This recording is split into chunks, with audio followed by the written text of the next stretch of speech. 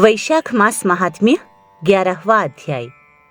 तदनंतर राजा मैथिल पूछने लगा कि हे महाराज, वैशाख के जो धर्म आपने वर्णन किए हैं वह बड़े सुलभ है और उनसे भगवान विष्णु प्रसन्न होकर तत्काल अर्थ धर्म काम मोक्ष प्रदान करते हैं।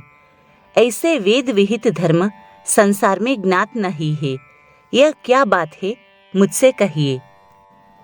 तब श्रुतदेव जी बोले, हे राजन, वैशाख मास के कर्तव्य धर्म प्रख्यात क्यों नहीं है और अन्य धर्मों की संसार में ख्याति क्यों है? संसार में पुत्र पौत्र तथा धन संपत्ति सांसारिक भोगों के चाहने वाले मनुष्य बहुत है। इसीलिए राजस और तामस धर्म संसार में प्रख्यात है और जो इच्छा रहित सात्विक धर्म सुख प्राप्ति कर भगवान विष्णु को प्रसन्न करने वाले हैं, वह पृथ्वी पर छिपाने योग्य है।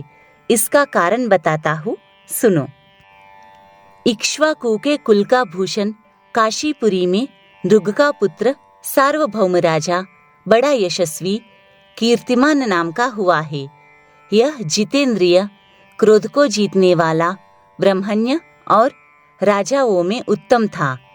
एक दिन वह आखेट करता हुआ जा रहा था तो मार्ग में मुनि वशिष्ठ जी के शिष्यों को देखा, जो कहीं प्याऊ लगा रहे हैं, कहीं छाया मंडप बनवा रहे हैं, कहीं निर्मल वापी करवा रहे हैं, कहीं बैठे हुए मनुष्यों को पंखा से पवन कर रहे हैं, कहीं सुगंधित फूलों को दे रहे हैं, मध्याह्न समय में छत्रीदान कर रहे हैं, कहीं तांबूल दे रहे हैं, कहीं नेत्रों में कपूर लगा रहे हैं।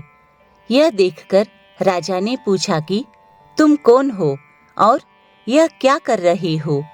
वे बोले कि हम वैशाख मास के कर्तव्य धर्मों को गुरु वशिष्ठ जी की आज्ञा से कर रहे हैं, जिनके करने से धर्म अर्थ काम और मोक्ष मिलती है, और विशेष फल तुम गुरु जी से जाकर पूछो।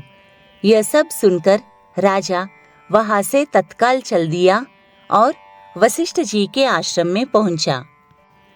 राजा गुरु वशिष्ठ जी को प्रणाम कर और वहां बैठकर कहने लगा कि हे मुनीश्वर, मैंने मार्ग में आपके शिष्यों को शुभ कर्मों को करते देखकर उनसे पूछा कि यह सब क्या और क्यों, किस फल के निमित्त कर रहे हो? तब उन्होंने मुझे आपके पास भेजा है और कहा है कि हमें बताने का अवकाश नहीं, गुरु जी के पास जाओ। इसीलिए मैं आपके पास आया हूँ कि इन धर्मों को मैं आपसे सुनूं। यह सुनकर वशिष्ठ जी प्रसन्न होकर कहने लगे कि हे राजन, वैशाख मास में प्रातः काल स्नान कर विष्णु भगवान का विधि पूर्वक प्रेम से पूजन कर दान करे और ब्राह्मणों की सेवा करे। ऐसा करने से जगन्नाथ भगवान प्रसन्न होते हैं। इसलिए तुम अपने राज्य में भी जहाँ जो कोई वैशाख धर्मों को न करे उसे दंड दो।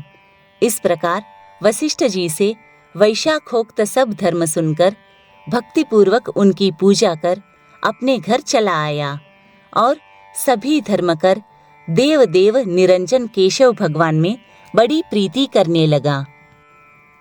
हाथी पर ढोल रखवाकर अपने राज्य में मुनादी करा दी कि 8 वर्ष से 80 वर्ष के वृद्ध पिता पुत्र भार्या या इष्ट मित्र कोई भी हो, जो मेष की संक्रांति में सूर्योदय से पहले स्नान नहीं करेगा और वैशाखोक्त धर्मों का पालन नहीं करेगा, उसको चोर के समान दंड देकर देश से निकाल दूंगा।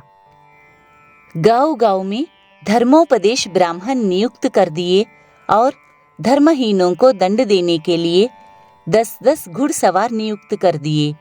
इस प्रकार इस चक्रवर्ती राजा के राज्य शासन से यह धर्म वृक्ष सब देशों में विस्तार पूर्वक फैल गया। जो मनुष्य प्रमाद से भी इस राजा के नगरों में मर जाते थे, उनको निस्संदेह विष्णुलोक प्राप्त होता था और वे यमलोक नहीं जाते थे, जिससे चित्रगुप्त को लिखने के लिए कुछ काम न रहा। सभी पापी लोगों से नरक खाली हो गया। तब नारद जी धर्मराज के पास जाकर बोले, हे राजन, नरक में पहले जैसे हाहाकार शब्द अब सुनाई नहीं देते। खोटे कर्म करने वाले, माया और दंभ से बड़े हुए पापी मनुष्य तुम्हारे लोक में क्यों नहीं आते? और चित्रगुप्त भी हाथ पर हाथ धरे बैठे हैं, इसका क्या कारण है? तब धर्मराज बोले, हे नारद, आजकल पृथ्वी का राजा ऋषिकेश पुराण पुरुषोत्तम का बड़ा भक्त है। उसने अपने देश भर में मुनादी करा दी कि सब छोटे बड़े बूढ़े मेष की संक्रांति में वैशाख मास के धर्म का पालन करें। उल्लंघन करने पर दंड के भागी होंगे, जिसके भय से वहाँ की प्रजा वैशाख के धर्मों का पालन करते हैं। इस कारण उनका मेरे लोक में आने का मार्ग बंद हो गया है और सब ब्रह्म हत्यादि पापों से छूटकर सीधे विष्णु पद को प्राप्त होते हैं। इसीलिए मैं उस महाबली से युद्ध कर उसे मारूंगा। यदि वह मुझसे न मरेगा तो मैं ब्रह्मा के पास जाकर उनसे सब निवेदन कर स्वस्थ हो जाऊंगा। इस प्रकार नारद जी से सलाह कर मृत्यु, रोग, जरा आदि सेवकों तथा 50 कोटि यमदूतों को लेकर स्वयं यमराज दंड उठाकर भैंसा पर चढ़कर पृथ्वी पर आए और शीघ्र ही उस राजा की पुरी को घेर कर महाशंखनाद करने लगे। जब राजा ने यह सुना कि यम ने यह पुरी घेरी है, तब राजा ने अत्यंत क्रोध कर अपनी सब सेना सजाकर नगर से बाहर आया। दोनों में घोर युद्ध हुआ। राजा ने यम की सारी सेना आदि को जीतकर क्षण भर में भगा दिया, जिससे क्रोध कर यमराज ने अपने अनेकों बाण चलाए और ढाल तलवार उठाकर राजा को मारने को आया। तब राजा ने 3 बाणों से यमराज के धनुष, ढाल, तलवार आदि सब काटकर गिरा दिए और एक तीक्ष्ण बाण यमराज के मस्तक पर मारा। तब यम ने क्रोध कर अपना दंड उठाया और उसको ब्रह्मास्त्र से अभिमंत्रित कर राजा के ऊपर छोड़ दिया। यह देखकर विष्णु भगवान ने अपने भक्त की रक्षा के लिए सुदर्शन चक्र छोड़ा, जो रन में आकर ब्रह्मास्त्र का निवारण कर यम को मारने को उद्यत हुआ। तब राजा सुदर्शन चक्र को नमस्कार कर स्तुति करने लगा कि इस यम की रक्षा कीजिए। तब सुदर्शन चक्र राजा की स्तुति करने पर वैकुंठ को चला गया और यम बहुत उदास होकर ब्रह्मा जी के पास गया, जहाँ लोकपाल और दिक्पाल बैठकर उपासना कर रहे थे। उसने देखा कि चारों इतिहास पुराण शरीर धारण कर खड़े हैं।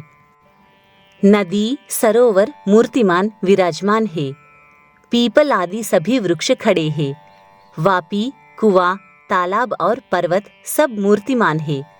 दिन, रात, पक्ष, मास, कला, काष्ठा, निमेष, ऋतु, अयन, युग, संकल्प, विकल्प, निमेष, उन्मेष, रुक्ष, योग, करण, पूर्णिमा, अमावास्या, सुख दुख, भय, लाभ अलाभ, जय अजय, सतोगुण, रजोगुण, तमोगुण, शांत, मूढ़, अतिपौर, प्राकृतिक विकार, कफ, वात, पित्त आदि सब चराचर मूर्तिवान सेवा में खड़े हैं।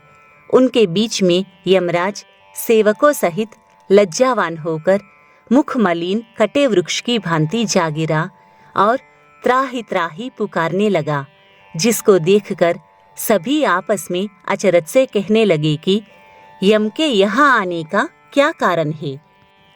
जिस यम को काम से क्षण भर भी अवकाश नहीं मिलता है, जिसके वस्त्र फट रहे हैं, चित्रगुप्त भी इसके पीछे पीछे ही आया है। यमराज कहने लगा, हे कमलासन, मेरी प्रतिष्ठा भंग हो गई, मुझे खूब पीटा है, मेरे वस्त्रादि छीन लिए हैं, आपके होते हुए मेरी यह दुर्गति हुई है। यह सुनकर सभा में बड़ा भारी कोलाहल हुआ।